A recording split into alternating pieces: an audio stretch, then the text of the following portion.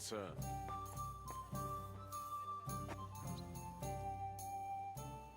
Pavel, the owner of the local inn, I assume? That I am. How can I help you? When I asked where I should go in this city for good wine, your inn was recommended. You've come to the right place. You won't find better wine in this city. Have you come from far away?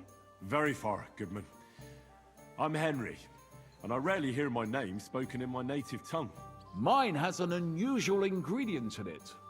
Let's see if you can tell what it is. I travelled around France. Wonderful! It's not often I get the chance to talk to someone so well-traveled. It'd be nice to have someone to discuss the drink of kings with. An invitation I can't refuse. Thank you. Well, good man, how shall we begin our tasting? Ah, I know. How about a little white to begin with? Excellent.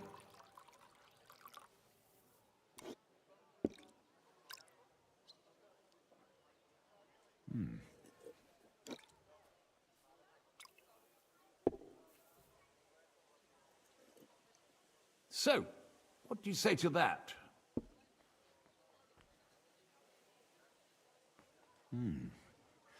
Hints of vanilla. That's uncommon. And I have to say, that greenish spring colour is perfect. You're right. A rare flavor and color tone. It's essentially a lighter wine. I like it because it's suitable for many occasions. When I don't know what to serve, I pull out a Moravian white. My father-in-law loves it. He'll be a blessed 70 years old this year, so I'm giving him a few casks to make his old age a little merrier. That's very kind of you. There's nothing but misers in this town. They wouldn't think twice about taking their own mother's last piece of bread. I'm not like that. Do I have money? Of course. But I don't hoard it. I try to make people around me happy. And you're treating me to this wine. You're a real Samaritan. And like it says in the Bible, you give drink to the thirsty. Anyway, let's have a cup of something else. My thoughts exactly. What shall we...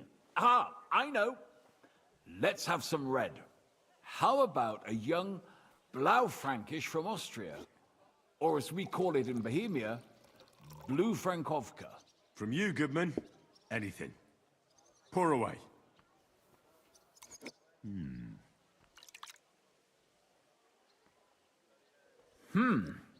Quite a decent vintage. A bit bitter for my tastes. But you said it's a young Blaufränkisch. I'm getting notes of black currant. The colour is dark, almost purple, but as it should be. Yes, the color enchants me every time. Almost like drinking from an inkwell. Oh, I've never drunk ink. Would you recommend it? My grandfather used to say, "You won't know till you've tried it." He lived and died by that saying. Uh-huh. What happened to him? Well, the poor fella suffered from ulcers. So one day, true to his favorite saying, he tried drinking spirits to cure himself. "Burn the canker," he said. Well, he burnt it so thoroughly, he was dead in a week. God rest his soul. To your grandfather, and his contribution to advancing the knowledge of medicine.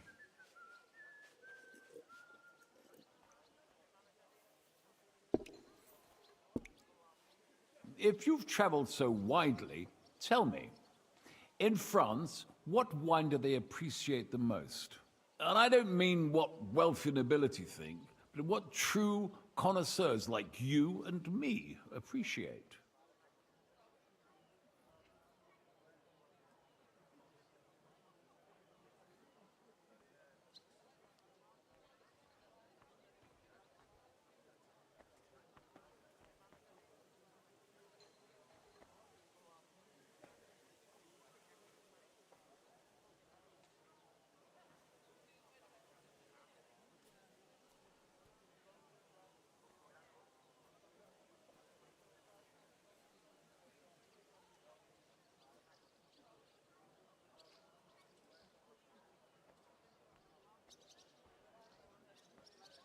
The best is the papal vineyard in Avignon.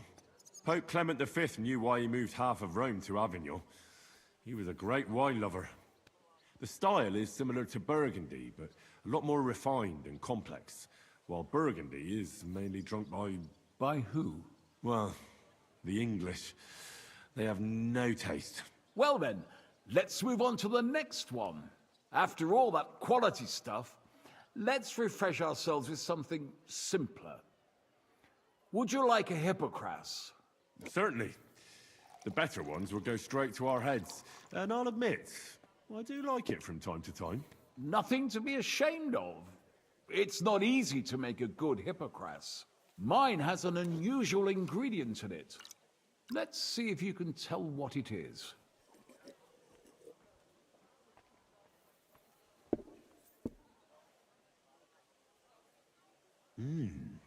Very nice. I'd say it's... mint? Precisely. It gives a nice freshness, wouldn't you say? And there's a garden full of it right behind the tavern. I don't know where to put it all. But it's missing some kick. I reckon your cook forgot to add something.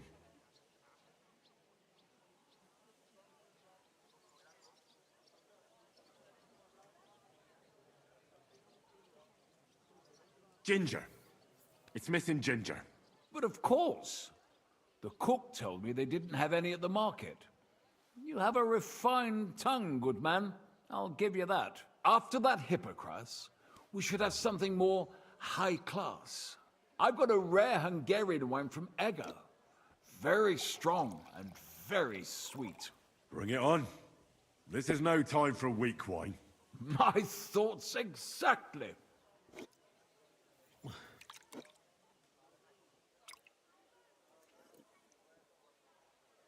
So what do you think? Good, isn't it? Very strong. Matured in an oak barrel, undoubtedly. Color is excellent as well. A crimson red. The smell is heavy, spicy, almost suffocating. I have to admit, I haven't had much Hungarian wine, but maybe I should change that.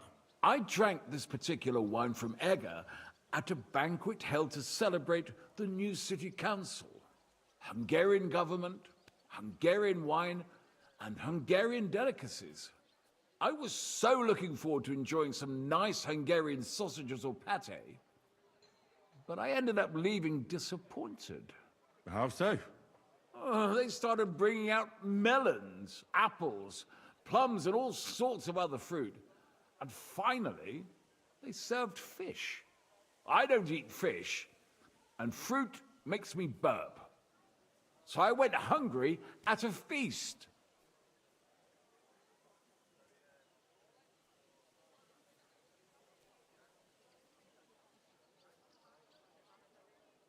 Well, that's very unusual. Fruit, fish, and red wine. Maybe it's some sort of Hungarian custom. I was so disappointed that I wanted to make myself something at home to get rid of the taste. But I was so drunk that I fell asleep. The housekeeper woke me up, and what can I tell you? The porridge was charcoal.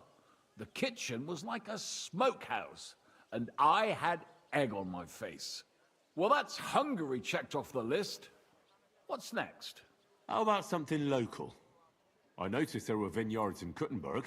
But of course, we have vineyards and grapes from Burgundy that Emperor Charles himself had brought in.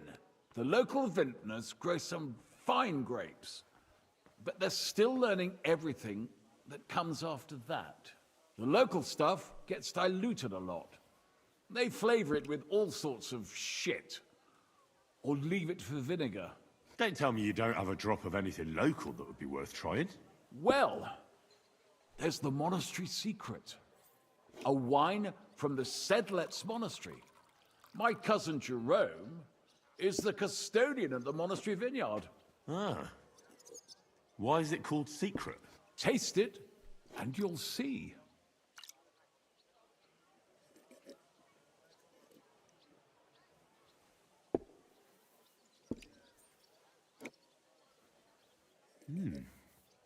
Interesting. There's no trace of any flavor that shouldn't be there. Neither honey nor spices. Just the pure taste of wine. But there is something to it. Something I don't recognize. That's it, goodman. Is that the secret? Exactly. The monks add a secret ingredient to the wine. A secret ingredient? How do you know that? Like I said, my cousin Jerome is the custodian of the monastery vineyard, and I handle their supply. Sometimes I bring food for the workers, new barrels, tools and the like. And from time to time, I bring them a sealed crate which smells peculiar. Jerome didn't want to tell me what's in it, but when I insisted, he told me it's some kind of incense they burn in the barrels. Really? I've never heard of such a thing. Neither have I. But like I said, the chest was sealed and the whole thing is shrouded in secrecy. A real monastery secret. What should we drink next? I'm glad you like my wine. But that's enough tasting for today. After all, I've offered you everything worth trying, and now the wine is starting to go to my head. But you're welcome to stay in my tavern as long as you like. I have to say, I really enjoyed our chat. It's rare to meet someone who really understands wine. I enjoyed your company a lot too. Nevertheless, I won't keep you, Goodman, and I'll bid you farewell. Farewell, and if you decide to extend your stay in Kuttenberg, stop by for a drink again. Definitely. God be with you.